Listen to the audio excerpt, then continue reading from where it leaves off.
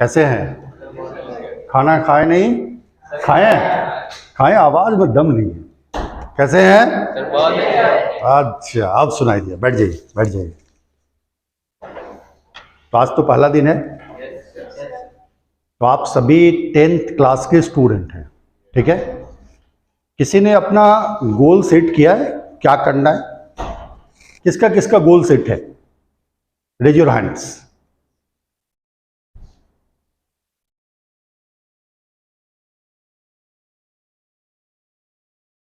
Okay, अब मुझे दो लोग मिले पहले। एक तो आप बताइए, आपका गोल कोई सेट नहीं है? कुछ डिसाइड नहीं किया है? अभी नहीं किया है। ओके, आपने? साइंस तो लेना है पर मैथ्स भी अच्छा लगता है और बायो भी। अच्छा, मैथ्स भी अच्छा लगता है और बायो भी अच्छा लगता है। ओके, ठीक है, ये बहुत ही वाइज आंसर है आपका और ये अप्रिशिएबल है। बट साइंस लेना है आपको, ठीक है? तो साइंस अगर लेना है तो आप क्या सोचते हैं? साइंस में नॉर्मली दो स्ट्रीम्स होते हैं बच्चों के लिए। एक क्या होता है? फिजिक्स, केमिस्ट्री, मैथमेटिक्स, और एक होता है फिजिक्स, केमिस्ट्री, बायोलॉजी। फाइन होता है। नॉर्मली आप भी जानते होंगे, जो बच्चे फिजिक्स, केमिस्ट्री, मैथ लेके पढ़ते हैं वह जेईई यानी ज्वाइंट इंजीनियरिंग एंट्रेंस के एग्जामिनेशंस की तैयारी कराते हैं, और दूसरे जो बच्चे होते हैं जो फिजिक्स, केमिस्ट्री, बायोलॉजी लेके करते हैं वो किसके करते हैं? नीट की तैयारी करते हैं। लेकिन मैं अगर एक बात कहूं कि आप अभी आ रहे हैं तो आपके पास अभी आप क्लासरूम में स्टडी करते हैं, सब करते हैं, और आपका टारगेट होता है कि आप अपने क्लासरूम में क्या है? अव्वल आए, अच्छा है, अच्छे मार्क्स हम क्या करें? ऑब्टेन करें। उसके लिए आप क्या करते हैं? वर्क करते हैं। टीचर्स पढ़ाते हैं और वो आपको एक स्ट्रैटेजिक अपडेट भी देते होंगे कि आपको पढ़ाई करनी कैसे है। Is it right? बताते हैं। तो भाई, परीक्षा जो होते हैं आपके, जो एग्जामिनेशंस होते हैं, उसके कितने लेवल्स होते होंगे? एक क्लास में कितने लेवल्स होते हैं? कितने तरह के एग्जाम्स होते हैं? कौन कौन होते हैं बताइए? ये सुना समझा नहीं मैंने, आप बताइए उसको क्या होता है।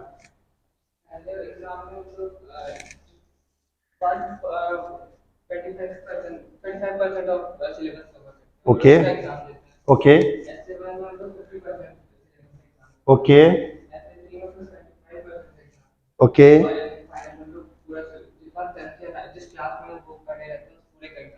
Okay okay, that's great. ठीक है, बैठ जाइए। इसके अलावा भी एक दो टेस्ट होते होंगे आपके पास, शायद आप मुझे बता नहीं पा रहे हैं। एक को बोलते हैं हम लोग यूनिट टेस्ट और एक को बोलते हैं क्लास टेस्ट। होता है? ये दो टेस्ट आपने मुझे नहीं बताया। निश्चित आपने बताया कि हर एक एग्जामिनेशन का क्या है? एक पैटर्नेटिक फॉर्म है कि भाई उसका एक ड्यूरेशन क्या है? फिक्स है। क्लास टेस्ट हो सकता है टीचर्स आपको कब लेते होंगे? वीक में लेते होंगे या मंथ में लेते होंगे? यूनिट टेस्ट कब लेते होंगे? जब एक यूनिट को एक तरीका बताते हैं कि आपको कैसे पढ़ाई करनी है, आप करेंगे उसको। फाइन, इतना है ना? और एक चौथा रोल आजकल जो आता है उसको आप क्या बोलते हैं? ट्यूशंस बोलते हैं, या क्या बोलते हैं? होम ट्यूशंस होता है, कोचिंग्स भी उसको बोलते हैं। तो इसमें से कौन सा आदमी कोचिंग के बारे में हमको समझा सकता है? ट्यूशन और कोचिंग में क्या अंतर होता है? या टेल मी। ट्यूशन में एक टीचर आपको सारे सब्जेक्ट पढ़ाता है। ओके, कोचिंग में अलग-अलग टीचर आपको अलग-अलग। True, valid valid. और कोई दूसरा आदमी इनपुट दे सकता है? Anyone else? बैठ जाइए। या यू कैन। ट्यूशन में मतलब अकेले पढ़ते हैं ओके, टीचर पढ़ाते हैं और कोचिंग में ग्रुप में पढ़ते हैं। Very good, this is also a valid point. और कोई बात बता सकता है मेरे को? एनी ऑफ यू, कुछ दिमाग में आ रहा है? कितने लोग ट्यूशंस लेते हैं और कितने लोगों ने कोचिंग ज्वाइन किया अभी तक?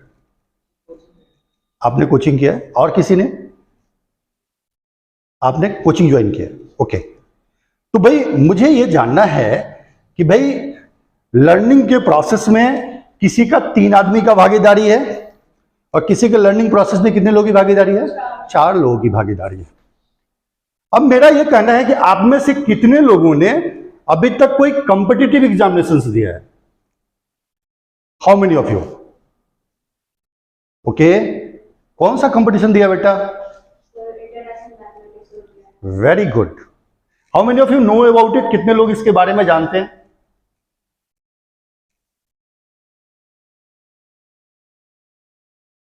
बस अकेला आप नहीं जानते?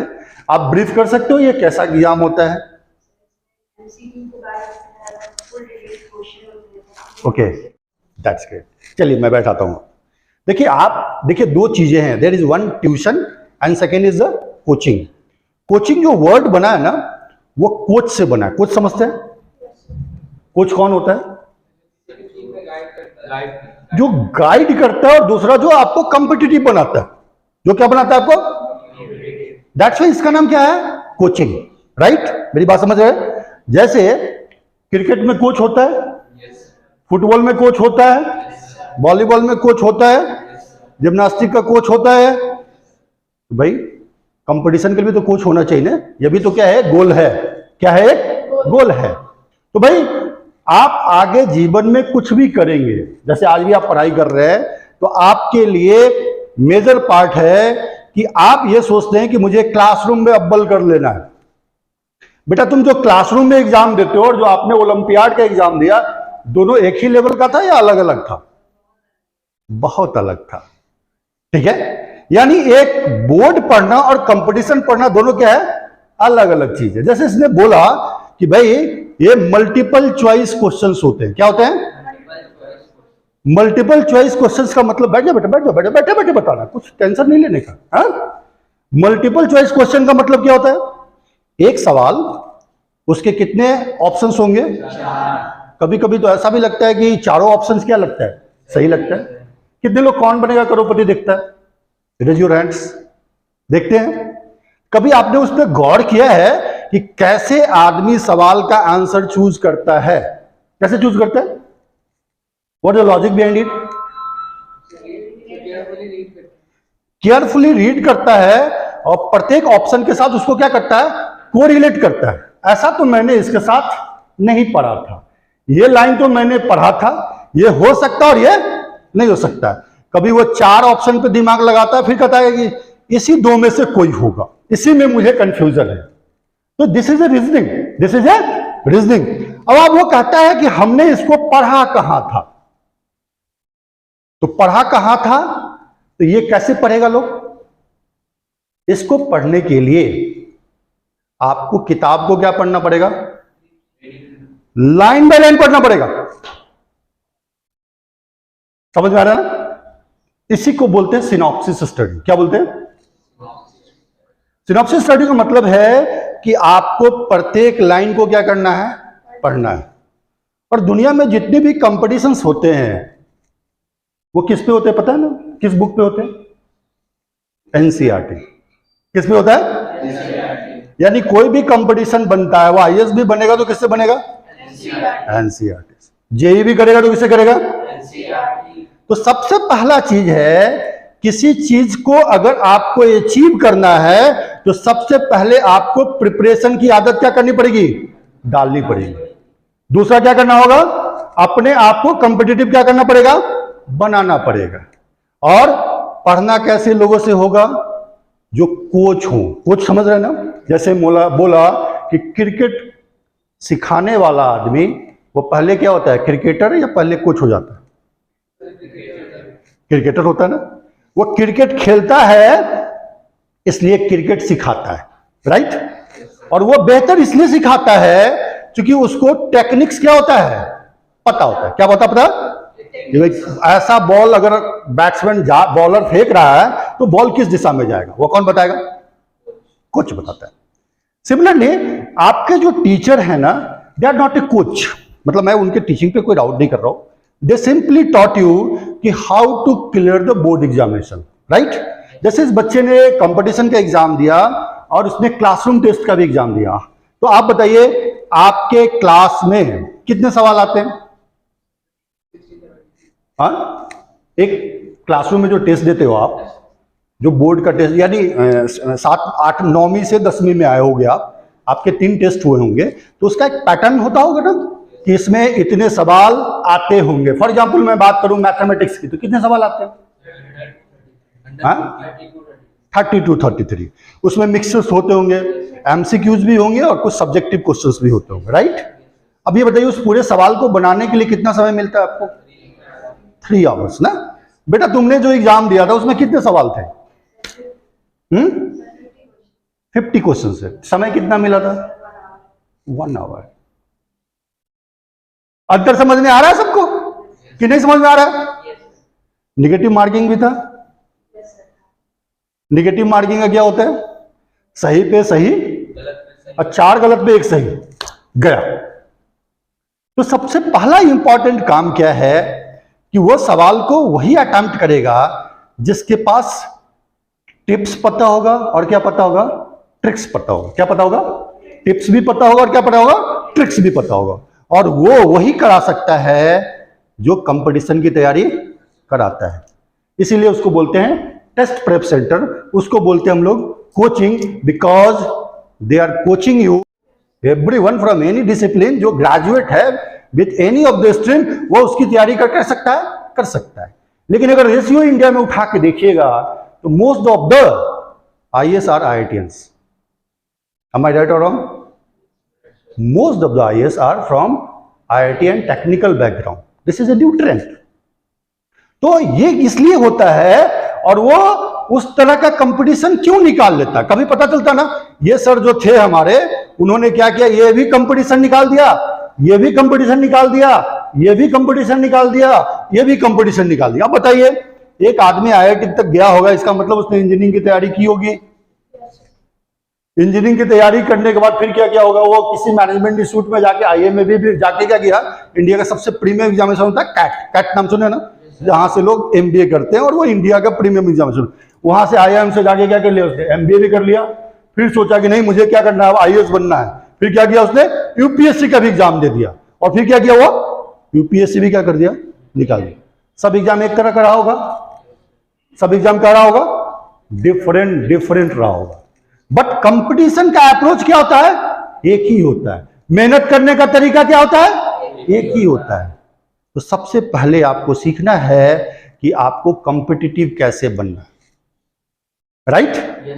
आपका बोर्ड का मार्क्स कभी भी आपके कंपटीशन को एनालाइज नहीं कर सकता है। But marks is important. I am not towing कि भाई आपका मार्क्स खराब आना चाहिए, बट बोर्ड का मार्क्स अगर कम आ गया इसका मतलब ये नहीं है कि आपका भविष्य क्या हो गया, खराब हो गया। ऐसा नहीं है, बिकॉज उस मार्क्स का क्राइटेरिया किसी जगह एडमिशन के लिए नहीं होता, एक बेसिक एलिजिबिलिटी होती है। तो मेरा पॉइंट यही है कि हम लोग क्या हैं, कोचिंग इंस्टीट्यूट्स है। हमारा काम होता है कि हम आपको क्या बनाते हैं, बोर्ड्स तो कराते ही हैं, प्लस हम आपको क्या बताते हैं, कॉम्पिटिटिव बनाते हैं। आपका इंटेलिजेंस क्या करते हैं, बड़ा करते हैं। जैसे इसने कहा कि भाई मेंटल एबिलिटी का सवाल आता है, मेंटल एबिलिटी किसी स्कूल में पढ़ाई नहीं जाती, लेकिन कोई भी कंपटीशन आप देने जाएंगे, साधारण सुनते हैं नवोदय विद्यालय, नाम सुनते हो ना, उसमें भी रीजनिंग का एग्जाम होता है। नेतरहाट, उसमें भी क्या होता है, रीजनिंग का एग्जाम होता है ना। क्यों होता है? बिकॉज हर आदमी मेंटली फिट आदमी को क्या कर रहा है, वो खोज रहा है, जिसकी IQ क्या हो, बेहतर हो। क्लियर है? तो भाई आप सब लोग इस दोनों तैयारी करने के लिए तैयार हैं? कौन कौन तैयार नहीं है? सब तैयार है?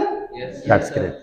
तो भाई हम आपको एक तैयारी, आपने सबसे पहले तो हम आपको सहृदय धन्यवाद देते हैं कि आपने मोशन को अपने संस्थान के लिस्ट में क्या किया है, चुना है।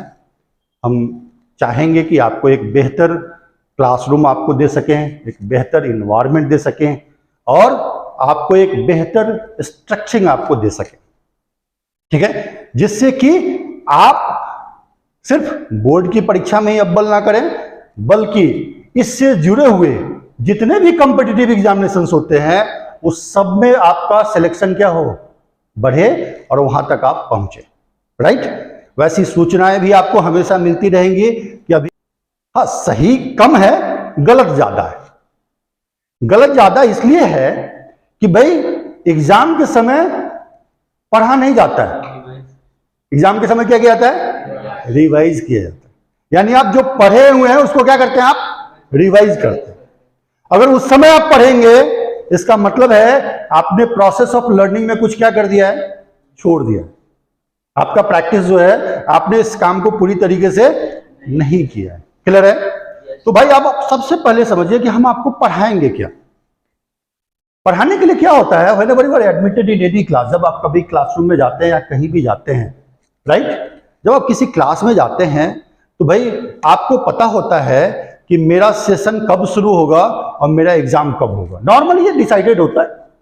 कोविड की मैं बात नहीं करता हूं, बिना कोविड की मैं बात करता हूं कि अगर कोविड नहीं है या कोई ऐसी सर्कमस्टांसेस नहीं हुई तो normally her term in examination का, हर यूनिट टेस्ट का, हर क्लास टेस्ट का, हर चीज का एक क्या होता है, शेड्यूल होता है।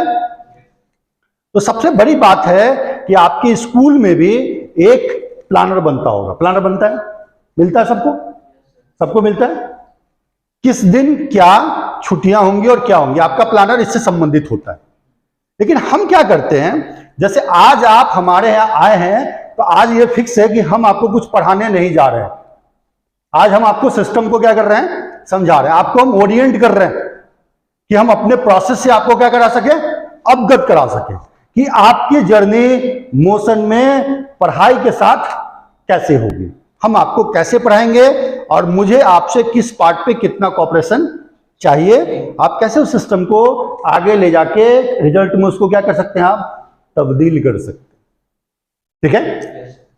तो मेरा पॉइंट ऑफ कंसर्न यही है कि भाई प्रोसेस ऑफ लर्निंग का कोई भी स्टूडेंट जब कहीं जाता है तो सबसे पहला पॉइंट ये होता है कि आप वहां क्या करने जाते हैं, लर्न करने जाते हैं। क्या करने जाते हैं? तो लर्न का तरीका क्या है कि लर्न का प्रोसेस यही होता है कि पहले आप उसको क्या करते हैं, सुनते हैं, थिंक करते हैं। अच्छा, दो चीजें होती है किताब में ऐसा कोई चीज है जो नहीं लिखा रहता, किताब में ऐसा कोई चीज है जो नहीं लिखा रहता है। अब तुम नहीं लिखा रहता तो गूगल बाबा के पास सब पता है ना, सब लोग गूगल चला लेते हो। लेकिन मुझे ये बताओ, जब कोई चीज टीचर तुमको पढ़ा देता है और बिना टीचर के पढ़े अगर उसको पढ़ते हो तो अंतर क्या समझ में आता है, आप बताओ बेटा। हाँ, जैसे तुम डायरेक्ट किताब ले आए, अरे किताब जैसे 9th से 10th में गए होगे तो किताब खरीदने का तो बहुत जल्दी होगा। नया वाला किताब आता, जल्दी से उसमें क्या करते हैं, जिंद लगाते, उसके ऊपर क्या लगाते, अच्छा सा स्टिकर लगाते, अपना नाम वाम फटाफट क्या करते, लिखते। और ये हम एनर्जी के साथ डिसाइड करते हैं इस बार तो 4 के रखेंगे, अच्छा 4 के मतलब अच्छा नंबर लेके आएंगे, राइट।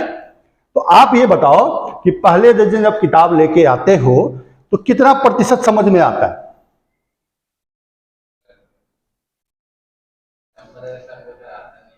आता नहीं है। वेरी गुड, कोई दिक्कत नहीं है, बहुत जेंटल बच्चा है भाई, तो तुम बिल्कुल सही ईमानदारी की बात बता दी। अच्छा, फिर जब कहां जाते हो, क्लास में जाते हो, तो फिर उसके बाद पढ़ते हो तो कितना समझ में आता है? 10%। फिर जब उसको जाते हो, ट्यूशन वाले सर पढ़ाते हैं, घर आके होमवर्क करते हो या उसके एक्सरसाइजेस बनाते हो, तब कितना समझ में आता है? 20-30%। अच्छा ठीक है। और फिर जब ट्यूशन वाले सर पढ़ाते हैं फिर क्या समझ में आता है? 50%। ओके, तो यानी मैक्सिमम रिच जो तुम्हारा जाता है वो कहां तक जाता है? 50%। तो 50% इज नॉट सफिशिएंट। इसका मतलब है कि आपकी तैयारी अच्छी नहीं रहती है। एम आई राइट? चलिए, मैं जो समझाना चाहता हूं उसको आप लोग समझ रहे हैं या नहीं समझ रहे हैं? समझना ये इंपॉर्टेंट है कि टॉपिक कोई भारी नहीं होता है। एनीथिंग इज, मतलब कोई भी चीज भारी नहीं होता। भारी कौन बनाता है? हम बनाते हैं। हम उसको कैटेगराइज कर देते हैं कि भाई ये भारी है और ये क्या है, हल्का है। वो हम किसके हिसाब से बनाते हैं, अपने इंटरेस्ट के हिसाब से। नहीं, लाइन बाय लाइन पढ़ते हैं और लाइन बाय लाइन उसको क्या करते हैं, तोड़ते हैं। यानी सबसे इंपॉर्टेंट ये है कि सबसे पहले क्वेश्चन को समझना ही क्या है, इंपॉर्टेंट ये है ना। जब तक क्वेश्चन को आप समझेंगे नहीं तो आंसर क्या दे देंगे आप, गलत दे देंगे। और ये दोनों जगह होता है ऐसा। अक्सर एग्जाम में सवाल पे कंसंट्रेट आप नहीं कर पाते हैं, लगता पता नहीं क्या पूछ दिया, ऐसा सल तो सब क्लास में बनवाया ही नहीं है। बनवाया हुआ सवाल कभी कंपटीशन में नहीं आता है। कंपटीशन में क्या आएगा ये हमको ही पता, because they are not using patterns. वो कभी पैटर्न का इस्तेमाल, इसके लिए सबसे इंपॉर्टेंट क्या है कि आप किसको समझो, कंसेप्ट को समझो। किसको समझो, प्रोसेस को समझो। अब प्रोसेस को इजी कौन बनाएगा, टीचर। उसको ग्रास्प कौन करेगा, आप। तो सबसे बड़ी बात यह है कि लर्निंग का ये प्रोसेस ये होता है कि लर्निंग का डेज फिक्स होना चाहिए। यानी मुझे पता है कि आपका बोर्ड का एग्जाम अब मार्च में होना है या फेब में होना है। आपके कंपटीशन इसके बीच में इस कंपटीशन के आप क्या होते हैं, एलिजिबल होते हैं। जैसे मेरे हिसाब से आप सभी आदमी एलिजिबल हैं जूनियर साइंस ओलंपियाड के लिए। IAS नाम सुना है इसका ना, ओलंपियाड का। NTSC का नाम सुने हो, नेशनल टैलेंट सर्च एग्जामिनेशंस के लिए, फाइन। इसके अलावा आप ओलंपियाड्स के जितने भी एग्जामिनेशंस होते हैं उस सब के लिए, फिजिक्स ओलंपियाड, मैथ ओलंपियाड, नाम सुनो ना। ये सारे ओलंपियाड ऐसे कंपटीशंस हैं जो 10th के क्या होते हैं, बीच में होते हैं, 10th के साथ होते हैं। और इसके लिए इसके छोटे छोटे डिफरेंट स्टेज भी होते हैं। जब टीचर्स आएंगे तो आपको डिटेल्स में उसको क्या करेंगे, ग्राफिकली आपको बताएंगे भी कि इस स्टेज के लिए क्या करना है। मेरे प्रोसेस के हिसाब से पूरे बोर्ड को सिलेबस को हम 3 महीने में पढ़ा देते हैं, बट कंपटीशन को हम क्या करते हैं, सालों भर पढ़ाते हैं। क्या करते हैं, तो स्पीड ऑफ लर्निंग होना चाहिए आपके पास। तो अब हम ये डिसाइड करते हैं कि भाई अभी अगर आपको पढ़ना है तो आपके हाथ में कितना नंबर ऑफ डेज है, नहीं, उसी को डिवाइड करेंगे। इसको बोलते हैं डिवाइड एंड कंकर मेथड।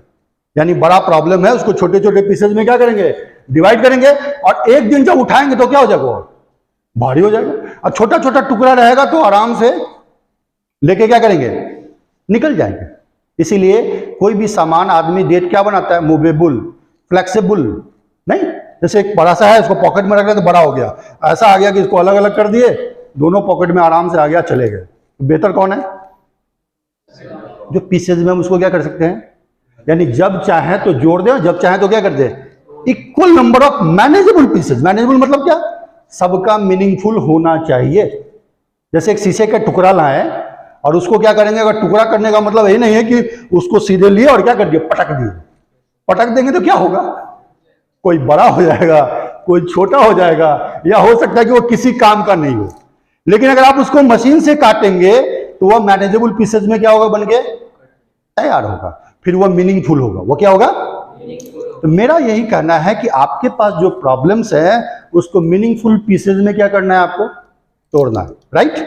तो हम ये डिसाइड करते हैं कि भाई इस बच्चे के पास टोटल नंबर ऑफ डेज तैयारी करने के लिए कितना है, पढ़ने के लिए कितना है, रिवीजन करने के लिए कितना है। इसको हम 2 भाग में बांटते हैं। क्या भाग बांटते हैं, तो हमारा टारगेट होता है, जैसे अभी आप बिल्कुल सही समय पे हमारे पास आए हैं, ऐसे समय पे आप आए हैं तो हमारा टारगेट होगा कि दिसंबर के लास्ट तक आपका सारा सिलेबस हम क्या कर दें, कि बाकी के जो 2 महीने उसमें आप क्या करिए, रिवीजन करिए, और इस बीच में जो कंपटीशन होते हैं उसके हिसाब से तैयारी कराएं। ठीक है, जब भी एग्जाम होने वाला होगा 2 दिन पहले आपको क्या करेंगे, हम छुट्टी देंगे कि आप अपने रिवीजन को क्या कीजिए, आप कंप्लीट कीजिए as per the syllabus of the examinations. Clear है। तो प्रोसेस ऑफ लर्निंग का पार्ट यही है कि लर्न करने के लिए हम आपको एक वेल प्लान एकेडमिक सिस्टम क्या करेंगे, देंगे। उस प्लानर में लिखा होगा किस दिन टीचर कौन सा टॉपिक आपको क्या कराएगा, पढ़ाएगा। फाइन, ये आपको कॉपी मिल गया कि भाई इतना टॉपिक हम आपको क्या कराएंगे। इतने प्रकार के कंपटीशन के लिए क्या होंगे, आप एलिजिबल होंगे। इसका मतलब उसके भी सारे सिलेबस इसमें क्या होंगे, शामिल होंगे। इसके अलावा आपके बोर्ड के भी सिलेबस इसमें क्या होंगे, शामिल होंगे। एक चीज और ध्यान रखिएगा, बोर्ड अपने सिलेबस को कम करता है। आपका सिलेबस कम हुआ है ना इस साल भी, कोरोना में ही कम हुआ था? कंपटीशन का सिलेबस कभी कम होता है? नहीं होता है। क्यों नहीं होता है? क्योंकि कंपटीशन देने वालों की संख्या क्या होती है? डे बाय डे बढ़ती है, लेकिन सिलेक्शन नंबर ऑफ जो आदमी होते हैं उसकी संख्या क्या होती है? फिक्स होती है। क्लियर है? क्लियर है? सबको क्लियर है? That's great. तो मैं यही कह रहा हूं कि सबसे पहले आपको एक वेल प्लान्ड एकेडमिक प्लान मिलेगा, जिसमें ये आपको भी पता होगा कि आज सर क्लास में हमको क्या पढ़ाने वाले हैं। ठीक है? और प्योर किस पे बेस्ड होगा? एनसीईआरटी पे। किस पे बेस्ड होगा? आपकी किताब पे नहीं होगा। क्या पढ़ते हो आप लोग? एस चांद, क्या क्या पढ़ते हो ना? डिफरेंट डिफरेंट किताब पढ़ते हो ना आप लोग। बहुत लोग एनसीईआरटी पढ़ते हैं, उसके अलावा कुछ रेफरेंस बुक भी अलग से पढ़ते हैं ना। तो हम उस बुक को कोई कंपेरिजन, हम एनसीईआरटी पढ़ाते हैं, यानी आपके उस किताब में भी जितनी चीजें लिखी गई उतनी के हिसाब से आप कितना नंबर ला सकते हैं, बोर्ड में कितना नंबर, वो सब कुछ आपको पता समझ में आएगा। तो ये सारी चीजें जो एनालिसिस है, इसको बोलते हैं हम लोग स्टूडेंट परफॉर्मेंस रिपोर्ट। क्या बोलते हैं? और ये आपको ऐप में भी दिखाई देगा, आपके पेरेंट्स को एग्जाम के बाद जाएगा। तो संडे को हम पढ़ाएंगे, एग्जाम लेंगे, तो मंडे को क्या करेंगे? आपका डिस्कशन करेंगे। क्या करेंगे? टीचर आकर डिस्कशन करेंगे, बेटा तुम तो पढ़े थे, क्यों गलत कर दिए? तो आपको वो रूटीन बताएंगे। क्या बताएंगे? कि बेटा तुमको घर पे जाके इस टॉपिक पे ज्यादा मेहनत करने की क्या है? जरूरत है। इस सब्जेक्ट को थोड़ा ज्यादा भी पढ़ना है, उस सब्जेक्ट को थोड़ा क्या करना है? कम पढ़ना है। तो वो सब्जेक्ट तुम्हारा सही हो गया। इससे क्या फायदा होगा कि आपके सारे पेपर्स बिल्कुल क्या होंगे? उम्दा होंगे। हर 15 दिन पे 16 दिन पे आपका रिवीजन क्या होगा? होता रहेगा। आपका रूटीन भी क्या होगा? रिवाइज होता रहेगा। जैसे किसी डॉक्टर के पास जाते हो, दवा देता है ना, क्या बोलता है? 7 दिन खा के क्या कीजिए? छोड़ दीजिए। 7 दिन खा के फिर आइए मेरे पास। फिर जाते तो क्या करता है वो? फिर नया एडवाइस देता है कि भाई ऐसा है कि अब आप इसको छोड़ दीजिए, अब ये दवा क्या कीजिए? आप खाइए। तो सेम चीज है कि आप जब टेस्ट देंगे और टेस्ट के रिपोर्ट के आधार पे टीचर आपको क्या करेगा? एक गाइड करेगा, एक स्ट्रैटेजी देगा कि कैसे उन चीजों को आपको क्या करना है? क्लियर करना है। तीसरी सबसे बड़ी बात, पढ़ाई में नंबर नहीं आता है एग्जाम में, तो टेंशन किसको किसको होता है? आपको टेंशन, कितने लोगों को टेंशन होता है? सबको टेंशन होता है। क्यों? उसे टेंशन क्यों लेते हैं?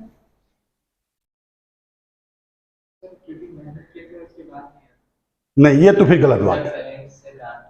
पेरेंट्स से डांट मिलेगा, बिल्कुल सही बात कहा इसने। आपको डर इसलिए लगता है कि अभी तक तो हम पेरेंट्स को कह रहे थे हम कर लेंगे ना, छोड़िए ना, आप टेंशन मत लीजिए, बोलते हैं ना हम कर लेंगे। अब ये नहीं होगा आप हमारे यहाँ, क्योंकि हम इतना एग्जाम आपको दिलाएंगे ना, एग्जाम शब्द से फेयर ही क्या हो जाएगा? खत्म हो जाएगा। हमारे यहाँ बच्चे आते हैं, बोलते हैं कल जेई का एग्जाम हो रहा है, कल नीट का एग्जाम हो रहा है, कोई फर्क नहीं पड़ता। बच्चे आते हैं, डाउट लेके चले जाते हैं। क्यों? क्योंकि वो इतना एग्जाम दे रखे हैं कि एग्जाम का कोई फियर नहीं है। उनका फियर बस होता है कि इस बार हमको अच्छा करके लाना है। फियर शब्द को दिमाग से क्या करना है? हटा देना। क्लियर है? इस प्रोसेस में आप लोग साथ देने को तैयार हैं? तो मैं अब एक बार शिक्षकों से मिला दूं आपको। रेडी हैं आप लोग? उनका स्वागत करेंगे आप लोग। That's great. एक बार बुला दो सर लोगों को।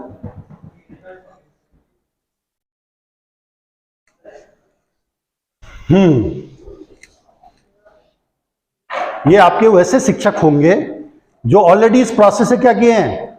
गुजरे हैं। आइए आइए, वेलकम सर। सर के लिए खड़े होइए आप लोग, एक बार सर का स्वागत करिए। और सर का परिचय मैं एक बार करा देता हूं। आप हैं सत्यदेव सर, ये फिजिक्स के फैकल्टी हैं। आप हैं ओम प्रकाश यादव सर, ये आपके केमिस्ट्री के फैकल्टी हैं। पिंकेश सर, ये भी आपके केमिस्ट्री के फैकल्टी हैं। ये पवन सर अभी आपके मैथ्स के फैकल्टी हैं। अभी एसएसटी इंग्लिश और बायोलॉजी की फैकल्टी किसी कारण से अभी नहीं है, वो निकल गए हैं क्योंकि काफ़ी लेट हो गया है ना, फैकल्टीज के टाइम खत्म हो गया है। वो आपसे क्लास में आके क्या करेंगे? मिलेंगे। ठीक है सर, एक बार आप इन बच्चों का मार्गदर्शन करिए। बैठ जाइए आप लोग, सर आप लोगों का एक बार मार्गदर्शन करेंगे। ठीक है?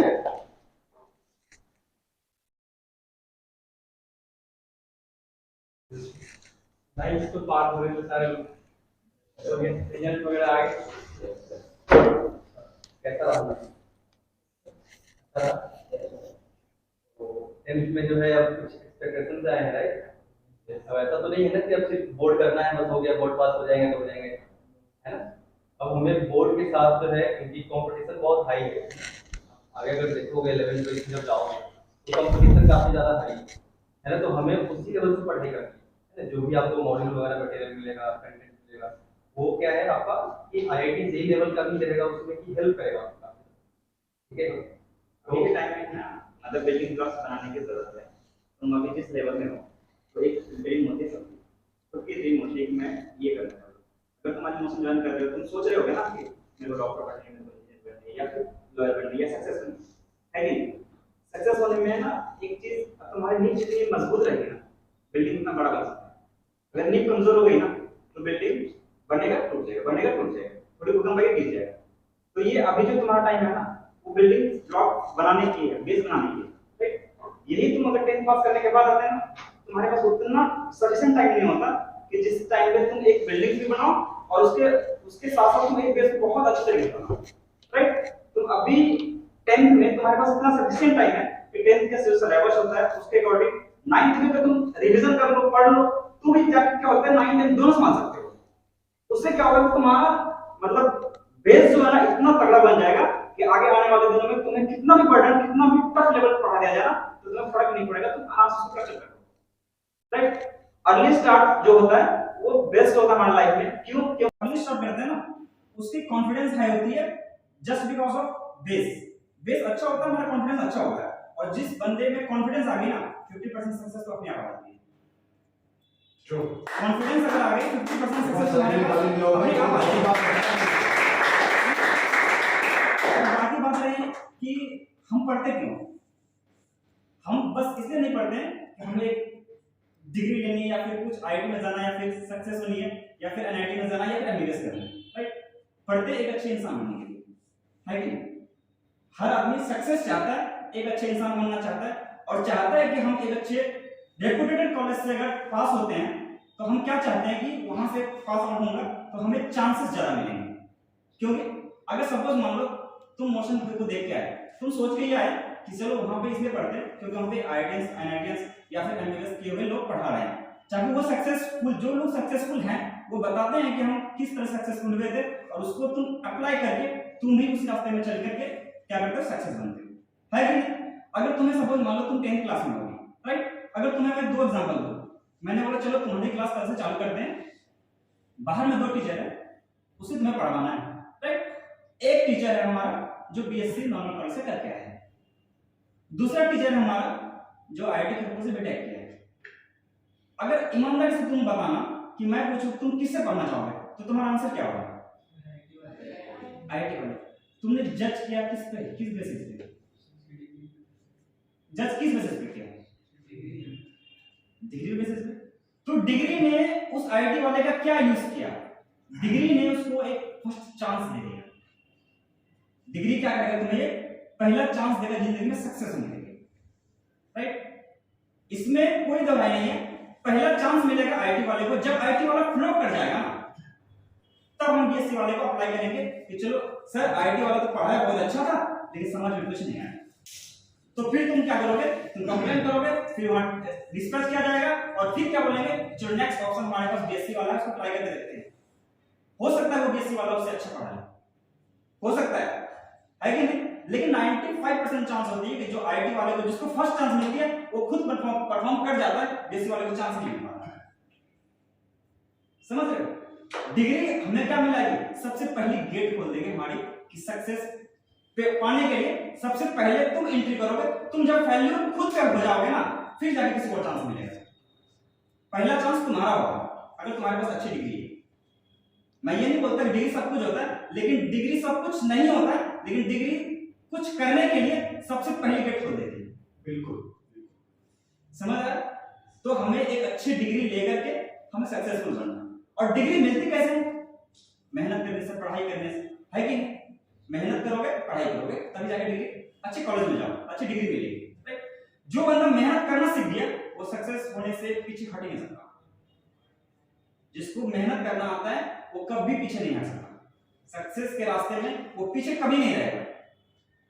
जिंदगी में आदमी, एक ही आदमी सक्सेस होता है जिसको मेहनत करने का क्षमता है।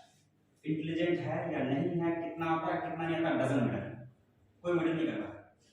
मैंने अपने एक्सपीरियंस से बता रहा हूँ, मैं अपने अनुभव से बता रहा हूँ, मेरे क्लास का टॉपर स्टूडेंट 6 बार नीट एग्जाम दिया, क्रैक नहीं हुआ। और मेरे क्लास का टॉप 3 से लेकर टॉप 20 तक स्टूडेंट जीते थे ना। मैं एक नवोदय फैमिली से हूँ, नवोदय से पास आउट हूँ मैं, और वहां पे 80 स्टूडेंट का बैच हुआ करता था। 80 में से जो टॉप 20 के थे ना, टॉप 20 में से अभी 15 से 16 बच्चे IIT, NIT और MBBS किए हुए, और फर्स्ट रैंक 6 बार एग्जाम दिए, नहीं पाए। तो इससे क्या सीख मिलती है, वहां से मेरे को एक चीज सीखने को मिली थी कि जब तुम्हें कुछ सीखने को मिल जाए ना, जब तुम सीखने लग जाओ ना, एटीट्यूड मत आने देना। अगर तुम्हारे अंदर एटीट्यूड आ गया ना, नहीं मैं तो क्लास का टॉपर हूं, मेरे को सब आता है, सही में 2 मिनट में मिलना, मैं कैलकुलेट करके बता दूंगा तुम कितने टॉपर हो। क्योंकि तुम्हारे जैसे स्कूल इंडिया में 1 लाख है, और एक क्लास में 1 टॉपर निकल गया, 1 लाख टॉपर तो ऐसे ही निकल गए, 1 लाख टॉपर ऐसे ही निकल गए, और सीट 10 होती है, 90,000 टॉपर्स रिजेक्ट होंगे। तो अपने अंदर कभी एटीट्यूड नहीं आना है। जितना पढ़ते हो शिद्दत से पढ़ना, नहीं आता पूछना, बार पूछना, टीचर को परेशान कर देते हैं। टीचर परेशान रहेंगे, तुम परेशान रहोगे, रिजल्ट अच्छा होगा। टीचर खुश रहेंगे, तुम भी खुश रहोगे, नॉर्मल पढ़ाई होगी, रिजल्ट बेकार आएगा। इन लोगों के लिए गेट नथिंग। तो टीचर को परेशान करने की जितनी ताकत है लगा देना, और उसको अच्छा लगता है, क्योंकि हमारी क्या है, सब कुछ आदमी पैसे के लिए नहीं करता, कुछ चीज दिल से भी करता है। और खास करके ये एक ऐसा प्रोफेशन है ना जिसमें ये देखा जाता है कि हमने लाइफ में क्या करा है। मुजफ्फरपुर शहर में आज से पहले हजारों लोग ऐसे होंगे जो अरबपति होंगे, नाम याद है किसी का? नहीं होंगे। जिसने एजुकेशन फील्ड में या किसी भी फील्ड में, पॉलिटिक्स की फील्ड में किसी ने कुछ बना के चला गया ना, उसका नाम याद है आज तक लोगों को, इसलिए ये कर गया। तो टीचर इमोशनली कनेक्ट होते हैं किसी के करियर के साथ, तो आपका वो कभी बुराई नहीं चाहेंगे, है ना। तो कभी किसी टीचर को डांट दे, कुछ बोल दे, तो अभी सोचिएगा कि रास्ता में लाने के लिए डाल गया। पॉजिटिव एटीट्यूड रखिएगा। इस संस्था को बनाने के लिए किसी ने 15-17 साल से खून पसीने से सींच के बनाया है। सिस्टम को इस तरीके से तैयार किया गया कि हमें बिल्डिंग ब्लॉक्स जैसा बनाया जाएगा ताकि कितनी बड़ी भी इमारत बनाई जा सके। आप उस पर भरोसा कीजिएगा और मोशन पे भरोसा कीजिएगा, और पक्का मोशन आपके भरोसे पे उतरेगी। अब अपना 100% लगाना, अपना दिल लगाना, यहाँ पे सिस्टम आपके लिए जान लगा देगा, राइट। तो आपने पढ़ाई स्टार्ट करनी है, बस इतना रखना कि सीखने की भूख रहनी चाहिए। चाहे आप जितना सीखते रहो, अथाह सागर है, आप जितना सीखते रहोगे और मिलते रहेंगे, सीखते रहोगे और मिलते रहेंगे, राइट ना। अभी कोशिश इतनी सी करनी है, कोई बर्डन नहीं रहेगा। अभी कोशिश बस इतनी करनी है कि जो हमारा बेस है इतना अच्छे से तैयार करूंगा, चाहे कोई भी 30 मार्क का रॉकेट साइंस का नंबर आ दे, मेरे को समझ में आना चाहिए। समझे ना। तो लास्ट में मैं ये बोलूंगा कि कर दिखाओ कुछ ऐसा कि दुनिया करना चाहे आपके जैसा। बहुत बढ़िया।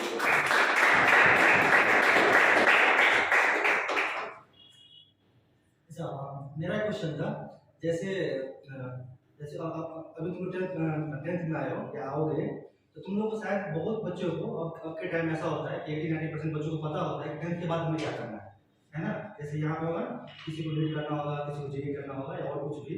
तो कितने बच्चे अभी ऐसे यहाँ हैं जो सॉर्टेड है, उनको 10th के बाद मैथ लेना है, बायोलॉजी लेना है, या कोई ऐसा कोई पर्टिकुलर सब्जेक्ट लेना है। कितने को मैथ लेना है 10th के बाद, मैथ मतलब जेईई करना है, कितने को बायोलॉजी लेना है रीड करने के लिए, ओके, और दो जो है मेडिकल। तो उसके लिए मतलब सजेशन ये है, जैसे भी आप मतलब जो 10th में पढ़ोगे ना, जिनको बायोलॉजी लेना है तो वो ट्राई करना कि बायोलॉजी को अभी से ज़्यादा फोकस करने का, ठीक है। इसका मतलब बायोलॉजी पे करना है, इसका मतलब अदर सब्जेक्ट को छोड़ देना है। मतलब जो थोड़ा बहुत एक्स्ट्रा टाइम जो देना होगा, कहीं ऐसा होता है ना हमें एक्स्ट्रा टाइम बचा हुआ है, सारा कुछ जो होमवर्क कंप्लीटेड है उस पर बायोलॉजी पे देने का, क्योंकि आपको जब 11th में जाओगे ना तो आपका मेन सब्जेक्ट क्या रहेगा, बायोलॉजी रहेगा। जितना अच्छा बायोलॉजी होगा उतना ही आपका स्कोप ज़्यादा बढ़ेगा, तो जो रिजल्ट आएगा क्वालिफाई करने का। सेम थिंग इसके लिए है मैथ वालों के लिए, ठीक है। मैथ वालों के मार्क्स तो सेम ही रहते हैं, लेकिन जो मैथ के जो होते हैं, जो जेईई वालों का, उनका जो फिजिक्स और केमिस्ट्री का भी क्वेश्चन आता है उसमें मैथमेटिकल कैलकुलेशन ज़्यादा देता है, क्योंकि उनको पता होता है पेपर जो सेट करते हैं उनको ये मैथ के बच्चे हैं, जो मैथ वाले बच्चे हैं इनको वैसा क्वेश्चन सेट किया जाए जिसमें मैथमेटिक्स मतलब केमिस्ट्री का भी कंसेप्ट हो, फिजिक्स का भी कंसेप्ट हो, उसके साथ साथ क्या आ जाए, मैथ भी आ जाए। मैथ में तो मैथ पूछना ही है उसको, लेकिन फिजिक्स केमिस्ट्री में मैथ पूछना है। लेकिन वही जो नीट वाले बच्चे होते हैं उसको मैथ क्या क्या होता है, कम कम पूछते, उसको जो थ्योरेटिकल जो कंसेप्ट होते हैं वो पूछते।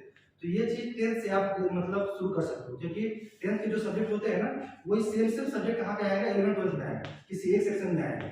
जैसे जैसे मैं बता दूं, जैसे आपका जैसे एक कार्बन कंपाउंड होगा 10th में केमिस्ट्री में, तो सेम जो 11 12 में जाओगे तो आपको ऑर्गेनिक केमिस्ट्री के नाम से आएगा। मैथ क्यों पढ़ना? नॉर्मली बच्चे ऐसे होते हैं ना कि ये मेरा मैथ वीक है, चलो बायो ले लेते हैं, लेकिन केमिस्ट्री में कैलकुलेशन आएगा ही, कैलकुलेशन आएगा तो मैथ यूज होना बहुत यूज होगा। तो वो प्रॉब्लम होती है उन बच्चों को जिनको लगता है कि मेरा मैथ वीक है इसलिए बायो ले रहा है। इन शॉर्ट जो है ना, आपको 10th को बैलेंस वे में लेकर चलना है ना। ऐसा नहीं कि हम सिर्फ और सिर्फ बायो पढ़ रहे हैं या साइंस पढ़ रहे हैं, बाकी जो अदर सब्जेक्ट है एसएसटी इंग्लिश सब कुछ छोड़ के रखे हैं। इन शॉर्ट जो है आपको साइंस के साथ साथ सभी सब्जेक्ट को रखना है।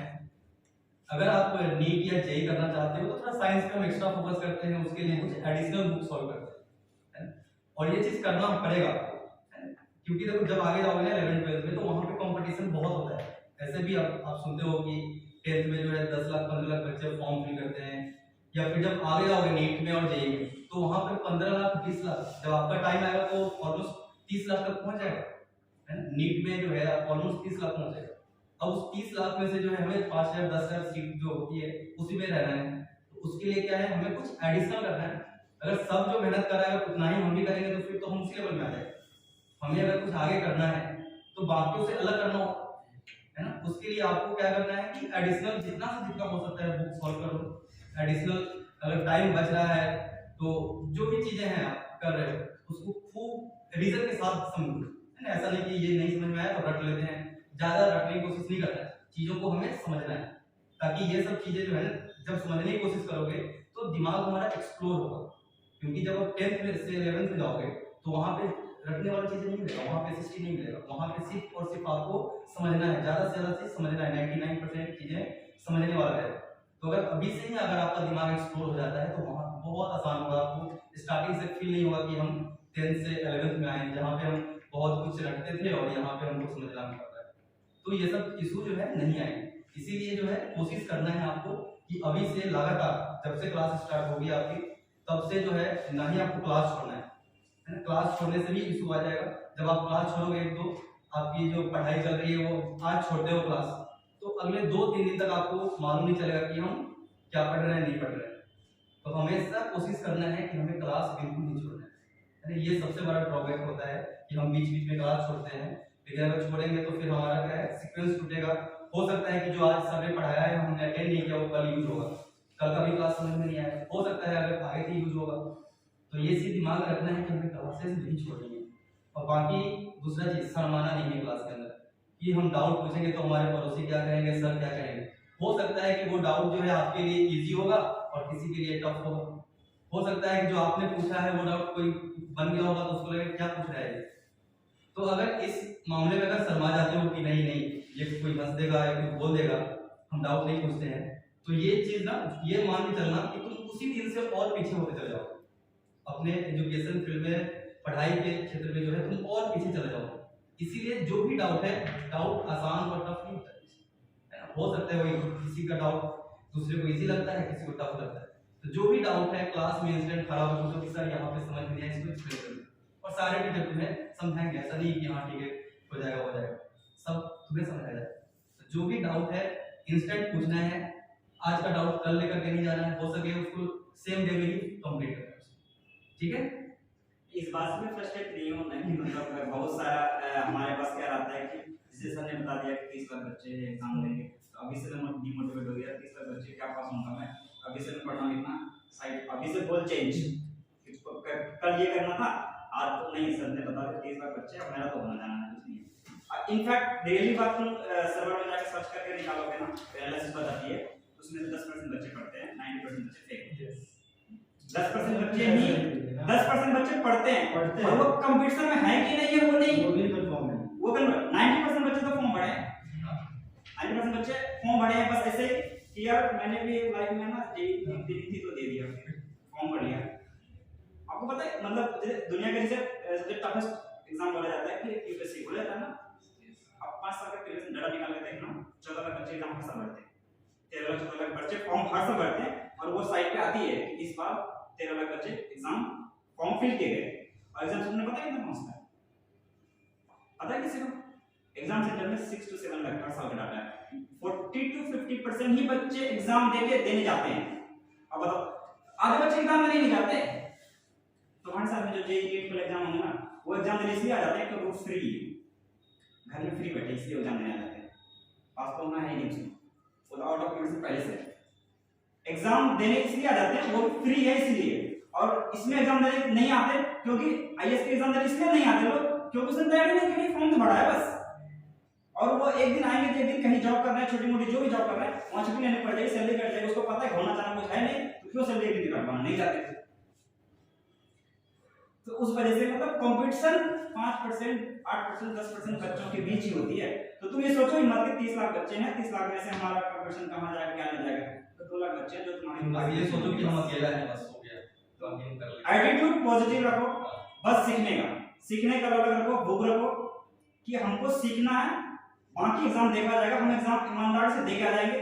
तुम अपना 100% दे देना ताकि जिंदगी में कभी ये रिग्रेट ना हो काश उस टाइम ये कर लिया होते नहीं होता। अगर ये रिग्रेट रहेगी ना, माफ नहीं कर पाओगे जिंदगी भर, खुद को नहीं माफ कर पाओगे। अगर तुम्हें खुद में रिग्रेट रही काश उस टाइम ये ना कर लेता, काश उस टाइम ये कर लेता, काश उस टाइम कितने बस हो जाता, काश उस टाइम मोटिव सब कर लेता, अगर ये चीज रह गई ना, खुद को माफ नहीं कर पाओगे, तुम रिग्रेट करोगे यार उस टाइम पे करना था, मेरा खुद का क्लोज फ्रेंड यहाँ पहुंच गया। तुम्हें लगेगा आज के दिन में जो तुम्हारे साथ बैठे हैं ना, दोस्त होते हैं ना, वो आज तुम्हारे 100% है, तुम बोलोगे तो जान दे देंगे। 20 साल के बाद वही दोस्त है ना, अगर तुम सक्सेस नहीं हो ना, हाइप नहीं करेंगे। तो मतलब क्या है कि तुम सीखने की अभी तुम्हारी है लाइफ को बनानी, अभी तुम सीखने की भूख जिंदा रखना, चाहे कुछ भी सीखो। यही नहीं है 10th में तुम जो भी पढ़ोगे ना, ऐसा नहीं है कि सिर्फ तुमको जेईई में काम आएगा, नीट में काम आएगा, लाइफ के हर मोमेंट में काम आएगा। अगर फिजिक्स में तुम मोशन कर रहे हो तो बाइक चलाते हुए तुम पता सकते हो कितना डिग्री में घुमाओगे, बाइक नहीं खिसकेगी। तुम्हें ये चीज आइडिया होगा उस टाइम पे तुम जाकर के कहते हैं एक अच्छा इंजीनियर होता है ना, एक अच्छा इंजीनियर हर फील्ड में अच्छा करता है। पता है क्यों? क्योंकि वो टेक्निकल होता है बंदा। आपने अगर डाटा उठा के देखा होगा कि इंजीनियर जॉब करते हुए 30, 40 लाख 50 लाख का पैकेज छोड़ने के बाद आगे यूपीएससी की तैयारी करने के लिए दिल्ली में बैठते हैं, 2 साल तैयारी करते हैं AIR4 क्यों कर जाते हैं? और 10 साल से जो यूपीएससी की तैयारी कर रहे हैं दिल्ली में बैठ के सब कुछ ना हो रहा है, क्यों? वो अमृत पे क्या रहते हैं, एक साल में खत्म कर दिया उसने, टेक्निक पता हो जाती है उसको। हमें कुछ नहीं पता हमें क्या आता है, बस इतना पता है ये सब पढ़ने के बाद हमें सब आएगा। उस तरह की एटीट्यूड डेवलप करके रखो और चाहे जिस फील्ड में जाओ, अगर सीखने की ललक रह गई, सीखने की भूख रह गई, तो जिस फील्ड में जाओगे पक्का आज नहीं तो कल 1 साल के अंदर जिंदा कर दोगे, वो तुम्हारा हो जाएगा, है ना? तो चीजें सीखते ही रहना, चाहे कुछ भी फील्ड में जाओ, कुछ भी लो, आर्ट्स लो, साइंस लो, कुछ भी लो, सीखते रहना बस। सीखने में कोई कमी नहीं करना। कभी डिमोटिवेट हो तो अपने एक आइडियल को जरूर बना के रखना जिससे तुम 100% शेयर करो कि मैंने ये चीज आज फील किया हूं, क्या करूं। और वो ऐसा नहीं आइडियल तुम बनाना अपने दोस्त वाले को जिसको खुद ही डिमोटिवेट में हो जाता है। आइडियल ऐसे बनाना जो आइडियल के लायक है, जिसने कुछ करा हो।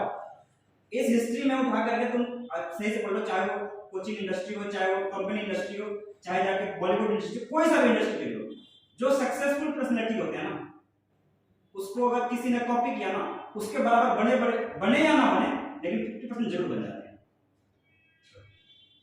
तो सक्सेसफुल लोगों की कहानी सुनाई जाती है, उसकी नॉवेल्स बिके जाते हैं, और जो बिना सक्सेसफुल होते हैं ना, उनकी ज्यादा कहानी होती है, लेकिन हमें पता इसलिए नहीं होता क्योंकि अनसक्सेसफुल लोग कोई चाहता नहीं, उसके बारे में कोई लिखा ही नहीं है। तो जो तुम्हारे पास फेल्यूर होगा, जो चीजें होगी, वो सक्सेसफुल लोगों को अगर तुम बताओगे, उस आइडिया को बनाओगे, तो वो तुम्हें गाइड कर देंगे कि हाँ ये करना ठीक था, ये करना गलत था, तुमने अच्छा यहाँ कर लिया तो इस मिस्टेक को सुधारो, वो तुम्हें बता देंगे। तो एक लोग को आइडिया जरूर रखना, अपने मुंह में पास कभी झूठ मत बोलना, क्योंकि वही एक बंदा है जो तुमसे कुछ नहीं चाहता फिर भी बहुत कुछ चाहता है। कुछ नहीं चाहने का मतलब ये उनको तुमसे कुछ नहीं चाहिए। तुम अर्न करोगे, पापा नहीं बोलेंगे मेरे को पैसे दे दो, इसके ये दे दो, नहीं मांगेंगे। बस वो मैंने क्या बोला, कुछ नहीं चाहिए फिर भी सब कुछ चाहिए। कुछ नहीं चाहिए कहने मतलब उसको चाहिए नहीं तुमसे, तुम भेजो ना उसको, और सब सब कुछ चाहिए करने का मतलब वो देखना चाहता है कि मेरा बेटा इस लेवल में है, इतना कमा के रखा हुआ, इतना अर्निंग किया हुआ, इतना पर्सनैलिटी है, इतना फैन फॉलोइंग है, जहां जाता भीड़ लग जाती है, ऑटोग्राफ लेते हैं, उसको ये चीज अच्छा लगेगा, वो तुमसे मांग कुछ नहीं है, कुछ नहीं चाहिए, लेकिन बहुत कुछ चाहिए होता है, सिर्फ उसको गर्व होने के लिए, दिखने के लिए। और उनके अलावा थर्ड पर्सन दुनिया में कोई नहीं है जो बिना कुछ लिए तुम्हारा हेल्प करेगा। तो अपनी मम्मी के पास कभी झूठ मत बोलना, कभी उसको डिस्टेंस मत करना, 10 मिनट बातें करो उनसे, हमेशा 10 मिनट, कम से कम 10 मिनट में उनके पास बातें जरूर क्या करो।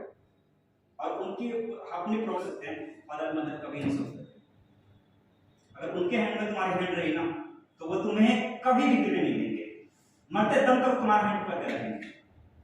इसलिए कभी कभी कोर्ट्स देखा होगा तुम आती रहती है कि फादर अपने सन का या डॉटर का ना हाथ पकड़ के रखता है। डॉटर को कहा जाता है कि अगर बोला जाए कि डॉटर को बोला जाए कि तुम आप मेरा हाथ मत पकड़िए, मैं आपका हाथ पकड़ लेता हूं, तो क्या बोलते हैं? नहीं, परिस्थिति गलत होगी तुम हाथ छोड़ दोगे, लेकिन मेरे फादर ऐसे हैं कि कभी मेरे हाथ नहीं छोड़ेंगे, चाहे कुछ भी परिस्थिति हो, हाथ कटना क्यों जाए, फिर भी वो हाथ पकड़े जाएंगे। तो वो एक सेल्फ मोटिवेट जगा के रखना, अपने पेरेंट्स से झूठ मत बोलना, लर्निंग की कैपेसिटी डेवलप करते रहना, हमेशा सीखते रहना, हमेशा बढ़ते रहना। चलिए, अभी किसी को कोई सवाल है सर से? कोई कुछ क्वेश्चन है, कुछ डाउट है तो आप पूछिए। अगर आप कुछ समझे हैं तो आपको डाउट होना चाहिए या नहीं होना चाहिए? होना चाहिए। किसके मन में क्या सवाल अभी मैथ्स के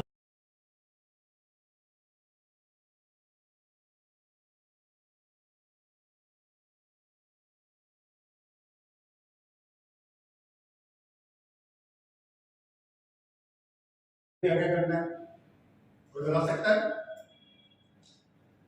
अभी सर लोगों ने क्या क्या बताया, अभी इतने दिन में आपने क्या सीखा? वेरी गुड, बहुत बढ़िया। और कोई दूसरा बताओ, क्या होना चाहिए? सेल्फ कॉन्फिडेंस, बिल्कुल सही, बहुत बढ़िया। और कोई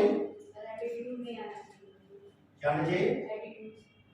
एटीट्यूड्स टुवर्ड्स लर्निंग आना चाहिए, बाकी के लिए तो ठीक है, बहुत सही है। आप बताइए, और किसी को कुछ जानना है?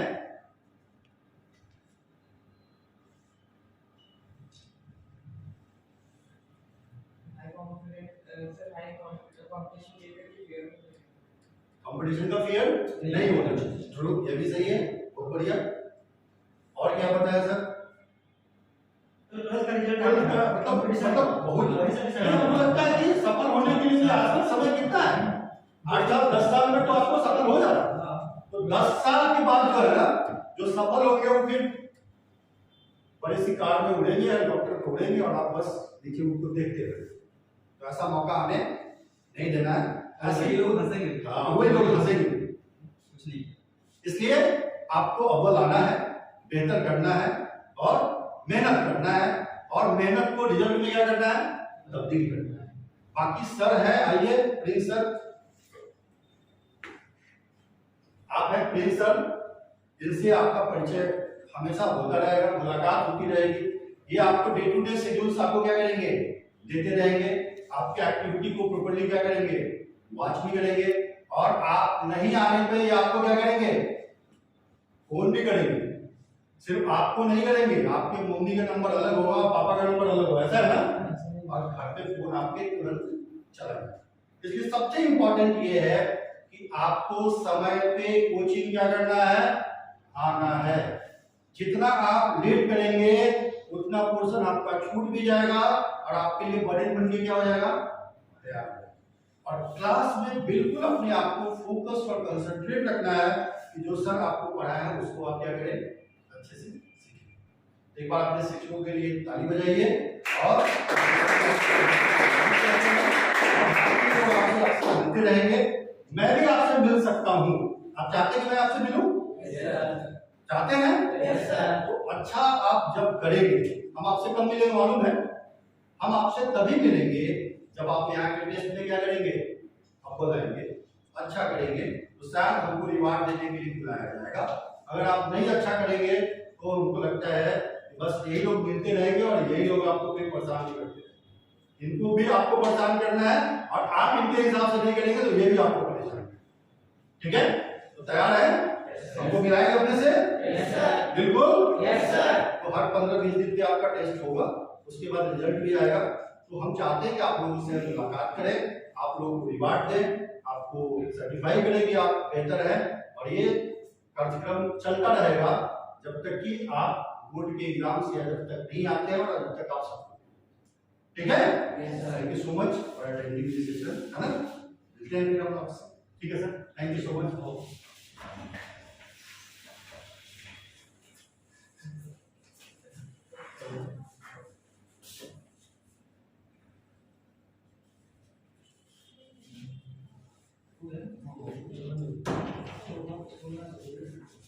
बच्चे को मीठा कराइए, कैसे तो हम मिलते रहेंगे।